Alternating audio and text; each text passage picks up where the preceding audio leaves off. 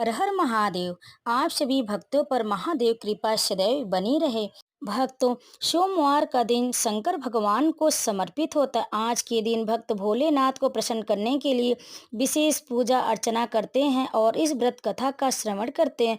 कुछ लोग आज के दिन व्रत भी रखते हैं ताकि शिव की विशेष कृपा प्राप्त की जा सके। देवों के देव भगवान भोलेनाथ के आशीर्वाद के लिए आप भी सोमवार का व्रत कर रहे हैं तो आप शिव व्रत की कथा को सुनकर या पढ़कर अपने व्रत को पूर्ण कर सकते हैं और भगवान भोलेनाथ कृपा प्राप्त कर सकते हैं। भक्तों, नारद पुराण के अनुसार सोमवार व्रत में व्यक्ति को प्रातः स्नान करके शिव जी को जल और बेलपत्र चढ़ाना चाहिए तथा शिव गौरी की पूजा करनी चाहिए।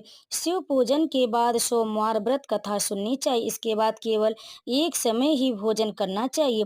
साधारण रूप से सोमवार का व्रत दिन के तीसरे दिन तक होता है, मतलब शाम तक रखा जाता है। सोमवार व्रत 3 प्रकार का होता है: प्रति सोमवार व्रत, सौम्य प्रदोष व्रत और 16 सोमवार का व्रत। इन सभी व्रतों के लिए एक ही विधि होती है। तो भक्तों, प्रेम से बोलिए भगवान भोलेनाथ की जय। तो चलिए सुनते हैं सोमवार की संपूर्ण व्रत कथा। उससे पहले अगर आप हमारे चैनल पर पहली बार आए तो हमारे चैनल को भी सब्सक्राइब कर लें। वीडियो को एक लाइक, एक कमेंट में हर हर महादेव अवश्य लिखें। तो प्रेम से बोलिए शिव पार्वती की जय। एक समय की बात है, किसी नगर में एक साहूकार रहता था। उसके घर में धन की कोई कमी नहीं थी, लेकिन उसकी कोई संतान नहीं थी।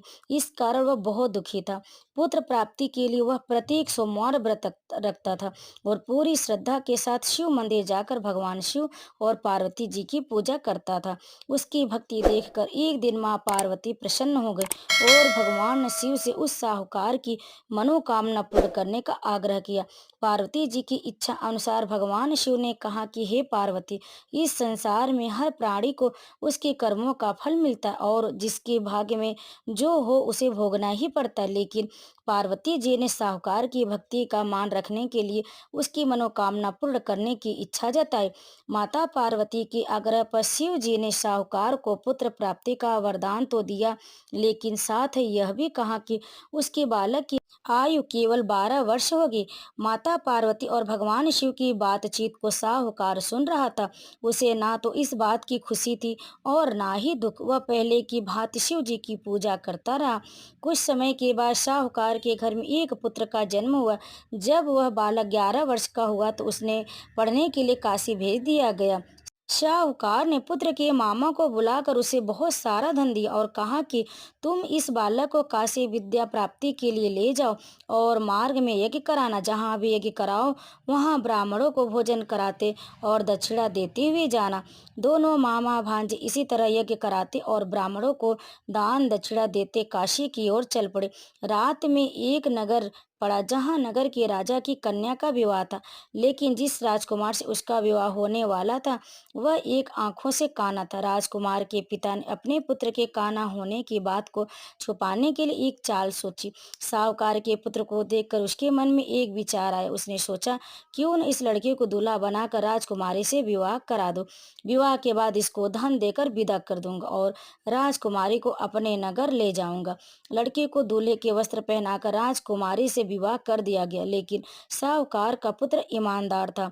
उसे यह बात न्याय संगत नहीं लगी। उसने अवसर पाकर राजकुमारी की चुन्नी के पल्ले पर लिखा कि तुम्हारा विवाह तो मेरे साथ हुआ है, लेकिन जिस राजकुमार के संग तुम्हें भेजा जाएगा वह एक आंख से काना है। मैं तो काशी पढ़ने जा रहा हूँ। जब राजकुमारी ने चुन्नी पर लिखी बातें पढ़ी तो उसने अपने माता पिता को यह बात बताई। राजा ने अपनी पुत्री को विदा नहीं किया, जिससे बारात वापस चली गई।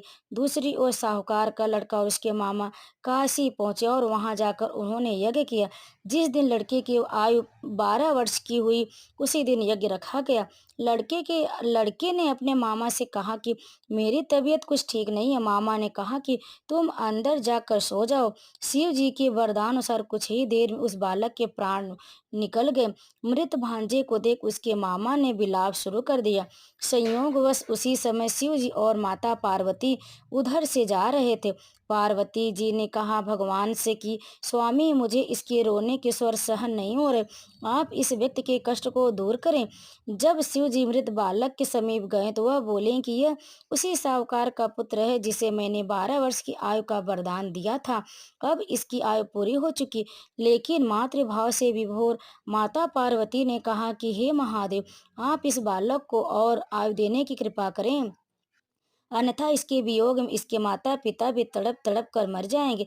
माता पार्वती के आग्रह पर भगवान शिव ने उस लड़के को जीवित होने का वरदान दिया। शिव जी की कृपा से वह लड़का जीवित हो गया। शिक्षा समाप्त करके लड़का मामा के साथ अपने नगर की ओर चल दिया। दोनों चलते हुए उसी नगर में पहुंचे जहां उसका विवाह हुआ था। उस नगर में भी उन्होंने यज्ञ का आयोजन किया। उस लड़के के ससुर ने भी उसे पहचान लिया और महल में ले जाकर उसकी खातिरदारी की और अपनी पुत्री को विदा किया।